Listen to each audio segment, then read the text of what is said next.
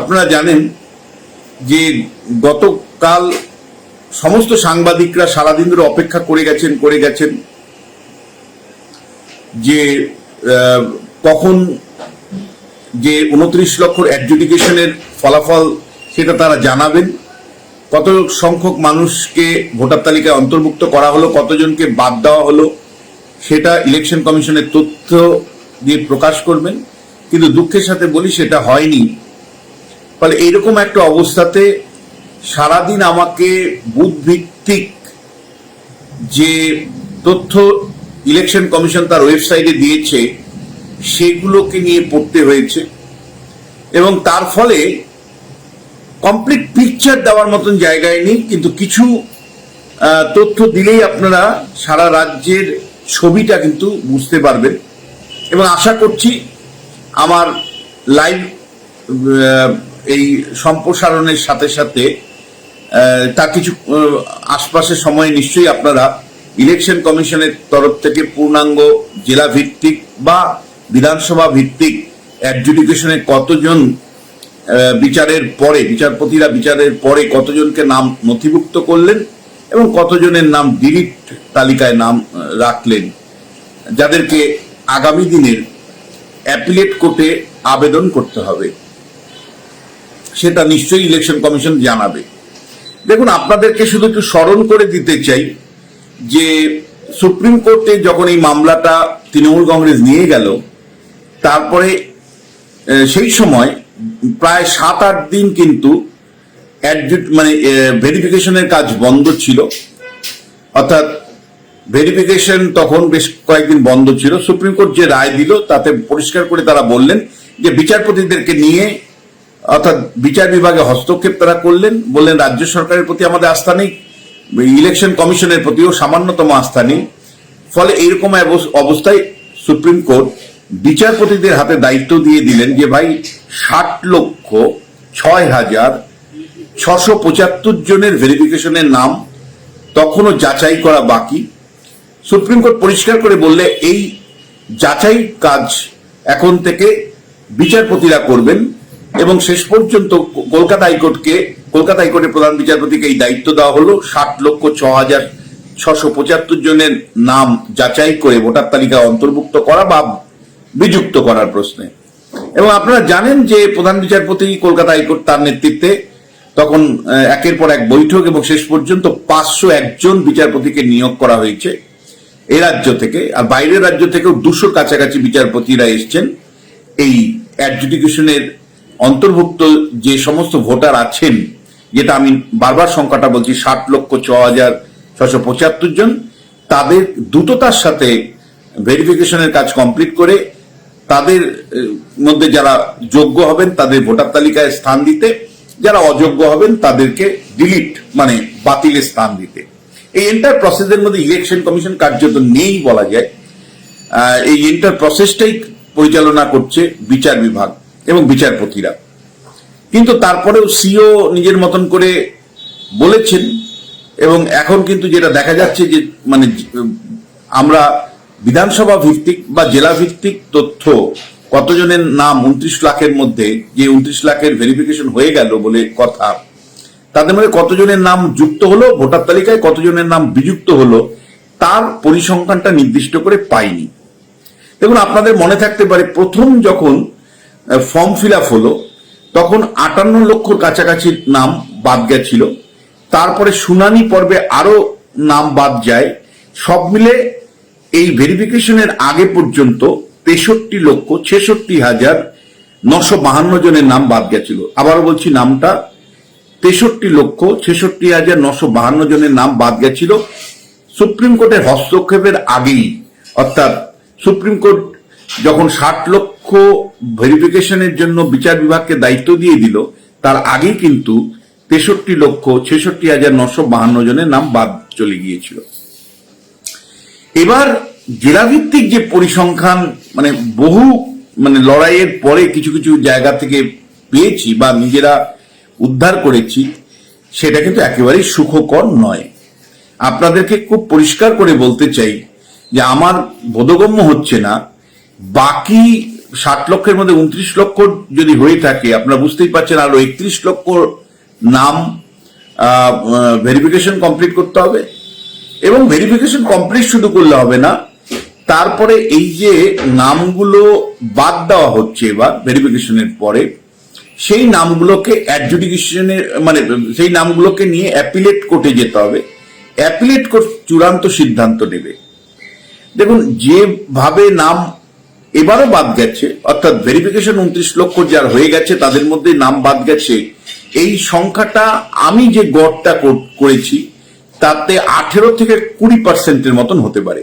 আবারও বলছি, আপনারা ভালো করে শুনুন, প্রতি 100 জনের মধ্যে 18 থেকে 20 জনের মতন নাম বাদ যাওয়ার আশঙ্কা আমি প্রকাশ করছি ভেরিফিকেশনের পরে। অর্থাৎ গতকাল যে 29 লক্ষ ভেরিফিকেশন হয়েছে তাতে যে বাতিলের তালিকা, এটা কিন্তু ঠিক যে ইলেকশন কমিশন বুথ ওয়াইজ বাতিলের তালিকা আর সংযোজনের তালিকা, এই দুটো তালিকা পরিষ্কার করে দিয়েছে, এটা নিয়ে কোনো বিতর্ক নেই।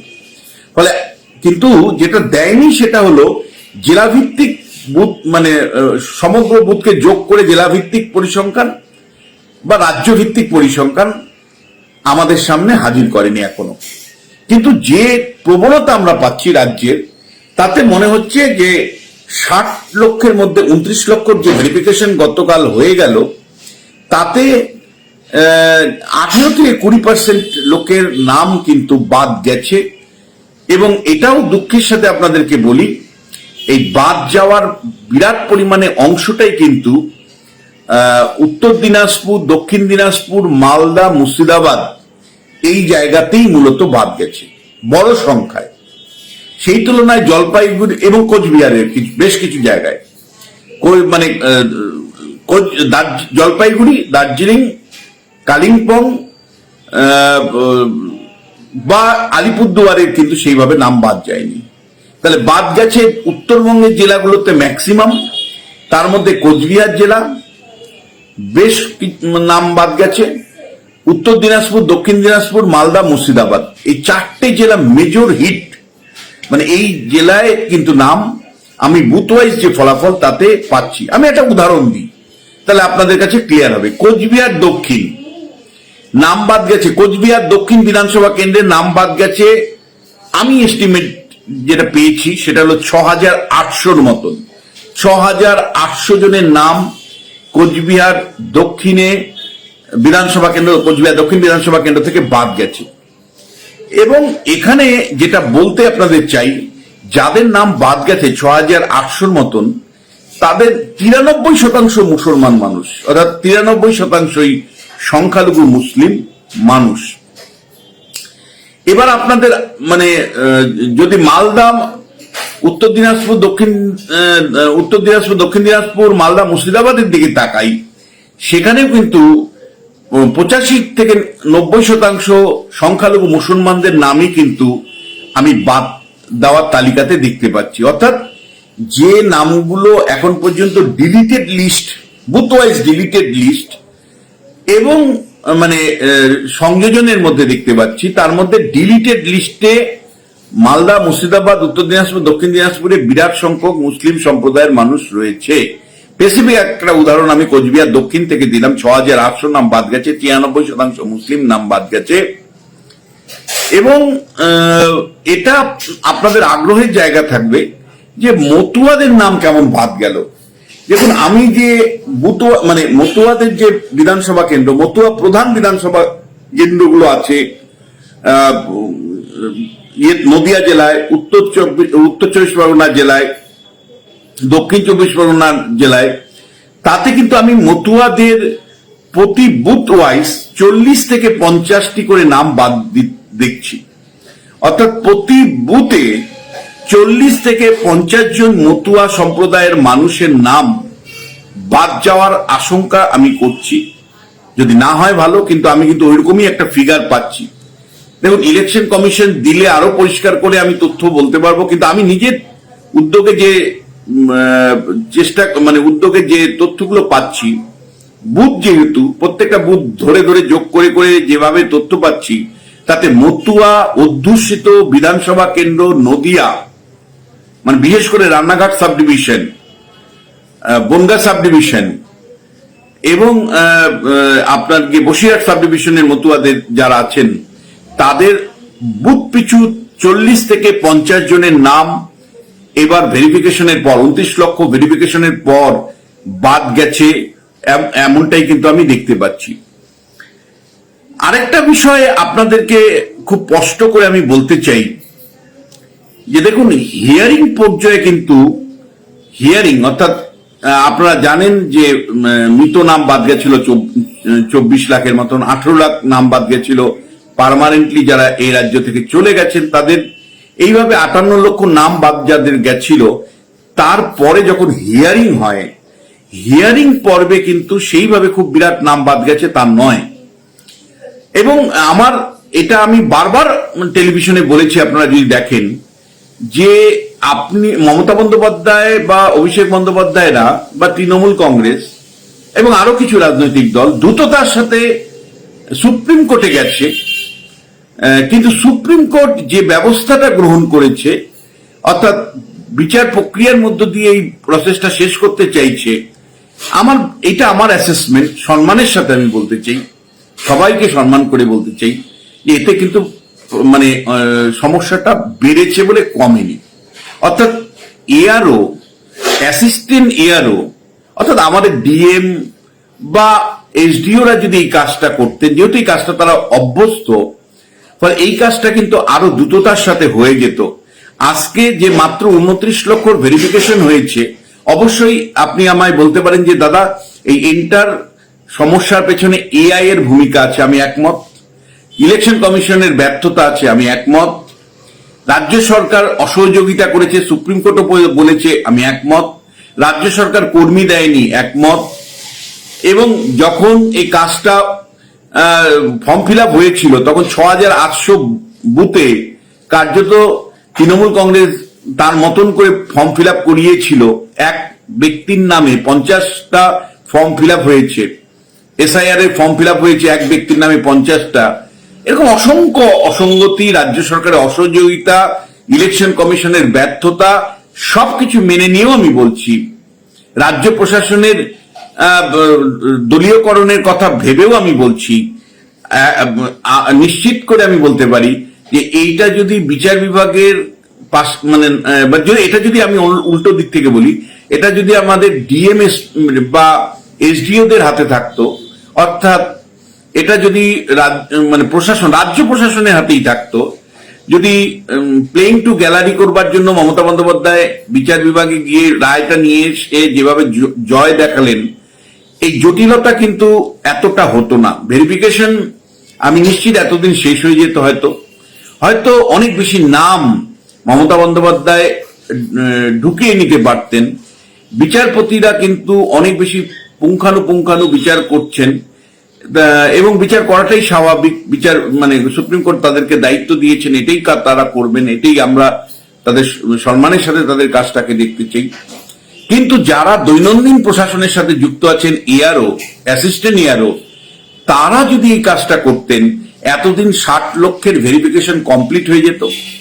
এবং দ্বিতীয়বার যখন তৃণমূল কংগ্রেস আবার গেলেন সুপ্রিম কোর্টে, মানে আজকের আগে তার আগের দিন যখন গেলেন, তখনও কিন্তু আরেকটা সিদ্ধান্ত সুপ্রিম কোর্ট নিল যে ডিএমরা নয়, যাদের নাম বাদ যাবে অর্থাৎ ভেরিফিকেশনের পরে বাদ যাবে, তাদেরকে অ্যাপিল করতে হবে, অ্যাপিলেট কোর্টে অ্যাপিল করতে হবে।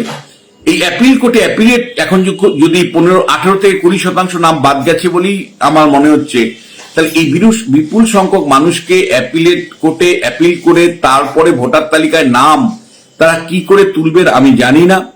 ফলে তৃণমূল কংগ্রেস যেটাকে জয় বলে দেখছে, আমাদের রাজনৈতিক দলের ব্যর্থতা যে তারা মানুষকে বোঝাতে পারেনি যে আসলে তৃণমূল কংগ্রেস বিষয়টাকে আরো জটিল করে তুলেছে, আরো বেশি জটিল করে তুলেছে। বরঞ্চ রাজ্য প্রশাসনের হাতেই যদি ডিএম এবং মানে এআরও, অ্যাসিস্ট্যান্ট এআরওদের হাতে থাকতো, এতদিন ভেরিফিকেশনের কাজ কমপ্লিট হয়ে যেত। কিন্তু সিপিআইএম দল, বিজেপি তো চাইবেই না নামগুলো ঢুকুক, ফলে বিজেপি চাইছে যে কোনো মূল্যে সংখ্যাটা কমিয়ে নির্বাচনে জয়ী হতে। কিন্তু যে দলগুলো সেকুলার দল ছিল, সিপিআইএম দল, তারা কিন্তু মানুষকে বোঝাতেই পারেনি যে আসলে মমতা বন্দ্যোপাধ্যায় সুপ্রিম কোর্টে যাওয়ার ফলে কিন্তু ভুগতে হয়েছে সাধারণ মানুষকে অনেক বেশি, বা আজও ভুগতে হচ্ছে। আজও 29 লক্ষর ভেরিফিকেশন হয়েছে, তাতে বিরাট সংখ্যক অ্যাডজুডিকেশন আবার অ্যাপিলেট কোর্টে যেতে হবে, আর আরো নাম ভেরিফিকেশনের বাকি থাকলো। এই এন্টার প্রসেসকে আরো জটিল জটিল জটিল করবার জন্য যে আসলে রাজ্যের শাসক দল অনেকটাই দায়ী, এটা কিন্তু বিজেপির বাইরে, মানে বিজেপি তো চাইবেই না, আমি বলছি যে সিপিএম, কংগ্রেস এরা কিন্তু মানুষের কাছে গিয়ে বোঝাতেই পারেনি। ফলে এসআইআর এর যদি আপনি আমায় বলেন, কেমিস্ট্রিটা পুরোপুরি তৃণমূল কংগ্রেসের পক্ষে আছে। তৃণমূল কংগ্রেস, আমি সমীক্ষার কাজ করছি, আমি দেখতে পাচ্ছি গ্রামগঞ্জে মানুষকে এটা বোঝাতে সক্ষম হয়েছে, বিশেষ করে মুসলিম সম্প্রদায়ের মানুষকে, যে এসআইআর এর জন্য মোদী সরকার দায়ী, অনেকটাই হয়তো সত্যি, এবং মানে ইলেকশন কমিশন দায়ী। আর এসআইআর এর জন্য লড়েছে কে? একমাত্র মমতা বন্দ্যোপাধ্যায় ছাড়া আবার কে? এসআইআর এর জন্য লড়েছে কে? তৃণমূল ছাড়া আবার কে? এই বক্তব্যটা কিন্তু মুসলিম সমাজের মানুষের কাছে অনেকটাই পৌঁছে দিতে পেরেছেন, বা পুরোটাই পৌঁছে দিতে পেরেছেন মমতা বন্দ্যোপাধ্যায় এবং তার দল। ফলে এসআইআর এর কেমিস্ট্রিটা কিন্তু মমতা বন্দ্যোপাধ্যায়ের পক্ষে রয়েছে। যদিও বিজেপি অ্যারিথমেটিক্স এর কথা বারবার বলবার চেষ্টা করছে।